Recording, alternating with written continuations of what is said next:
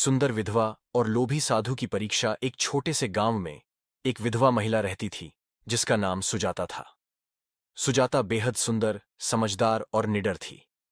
उसका पति 1 वर्ष पहले एक दुर्घटना में गुजर गया था और उसके बाद से वह अपने छोटे बेटे के साथ अकेले जीवन बिता रही थी। सुजाता ने अपनी मेहनत और ईमानदारी से अपने खेतों और घर को संभाल रखा था। उसके सौंदर्य और बुद्धिमत्ता की चर्चा पूरे गांव और आसपास के इलाकों में थी।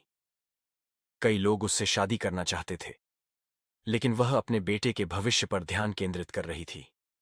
गांव के पास के जंगल में एक लोभी साधु का निवास था। साधु का नाम तपन था, लेकिन वह केवल नाम का साधु था। वह अपनी शक्तियों का उपयोग करके लोगों को धोखा देता और उनसे धन संपत्ति हड़प लेता। एक दिन तपन को सुजाता के सौंदर्य और संपत्ति के बारे में पता चला। उसने सोचा कि अगर वह इस सुंदर विधवा को अपने वश में कर ले तो उसकी सारी संपत्ति और खेत उसके हो जाएंगे। साधु की चालाक योजना। तपन ने अपनी योजना के तहत गांव में यह अफवाह फैलाई कि वह एक चमत्कारी साधु है जो लोगों की समस्याओं का समाधान कर सकता है। धीरे धीरे गांव के लोग उसके पास आने लगे और उसकी झूठी बातों पर विश्वास करने लगे। एक दिन तपन ने सुजाता को बुलावा भेजा।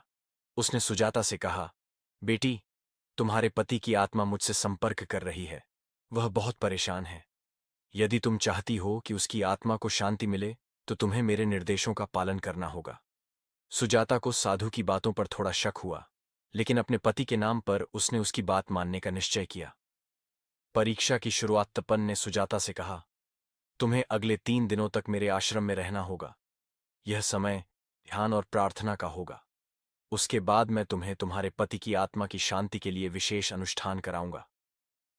सुजाता ने गांव के बुजुर्गों से सलाह ली।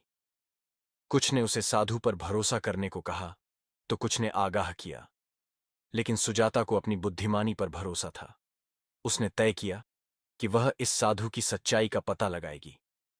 सुजाता की बुद्धिमानी। सुजाता ने आश्रम जाने से पहले अपनी संपत्ति के सारे दस्तावेज और कीमती सामान अपने भरोसेमंद पड़ोसी को सौंप दिए। वह पूरी तैयारी के साथ तपन के आश्रम पहुंची। आश्रम में तपन ने उसे विशेष कमरे में रखा और कई नियमों का पालन करने को कहा। सुजाता ने देखा कि तपन का व्यवहार साधु जैसा नहीं था। वह बार बार उसकी सुंदरता की तारीफ करता और उसे अपने करीब लाने की कोशिश करता।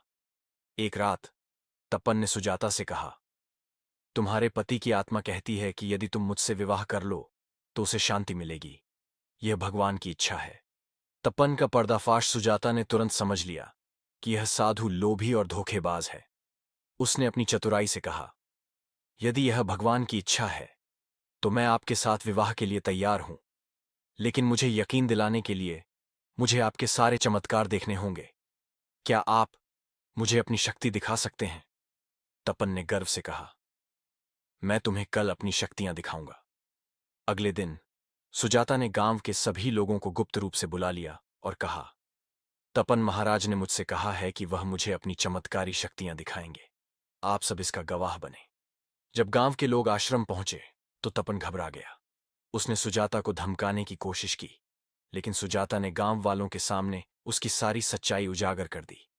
गांव के लोगों ने तपन को पकड़कर सजा दी और उसे गांव से निकाल दिया। सुजाता ने अपनी ईमानदारी, साहस और बुद्धिमानी से न केवल खुद को बचाया, बल्कि गांव के लोगों को भी जागरूक किया। इस घटना के बाद गांव में कोई भी अंधविश्वास और धोखेबाजों के जाल में फंसने से पहले सोचने लगा।